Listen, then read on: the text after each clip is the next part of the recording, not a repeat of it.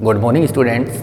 I am Vijay Sharma and welcome to all of you in my YouTube channel. Our today's topic is for class 12, chapter 1st, namely Teach Me to Listen, Lord. Means I will explain you the meaning of the title of this poem. Poet क्या चाहता है कि poet को Lord means God ऐसा सिखाए कि वो दूसरों की बातों को सुनना सीखे। जनरली हम लोग क्या करते हैं कि बोलना ज़्यादा पसंद करते हैं, दूसरे लोगों को सुनना पसंद नहीं करते। तो पोएट इस पोयम में गॉड से प्रे कर रहा है कि मुझे सुनना सिखाए। अब किसको सुनना सिखाए? After understanding the complete poem you will be able, you should be able to understand what is more important, to speak effectively or to listen attentively, and whom should we listen to and how. Okay, let's start the poem. In the first stanza, teach me to listen, Lord, means Lord मुझे सुनना सिखाए। अब किसको सुनना सिखाए? To those nearest मी, उन लोगों को सुनना सिखाओ मुझे जो मेरे पास है।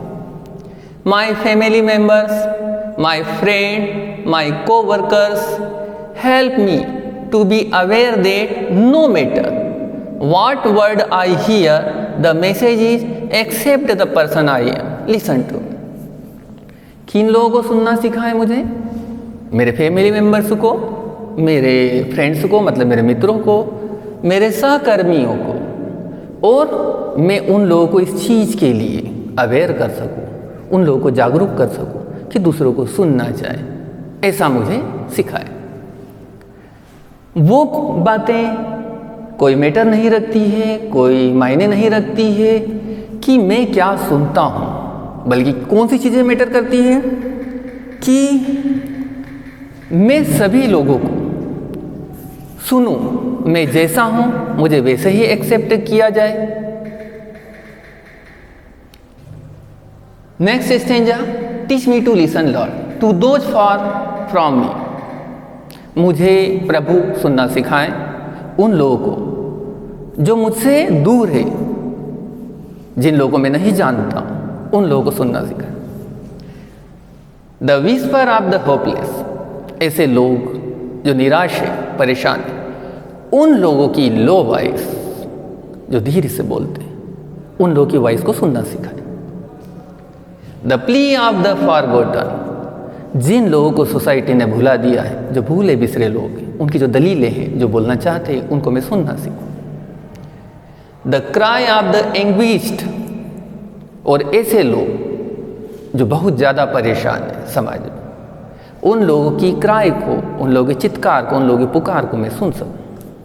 इन the third stanza, teach me to listen Lord to myself. In this stanza poet is saying that also I would be able, I should be able to listen to myself. हम दूसरों को तो सुन सकते, लेकिन हमारी खुद की inner voice भी होती है, हम उसको नहीं सुनते।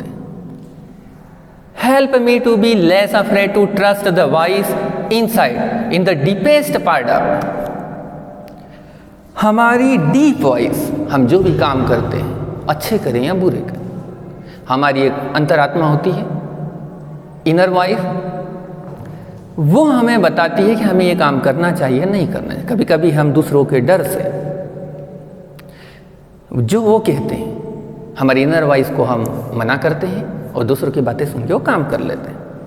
तो हमको बिल्कुल भी भयभीत नहीं होना चाहिए, और हमें हमारी डीप जो इनर वॉइस है उसको इम्पोर्टेंस देना चाहिए, उसकी बातें सुनना सीखूं मैं, यह मुझे सिखाओ।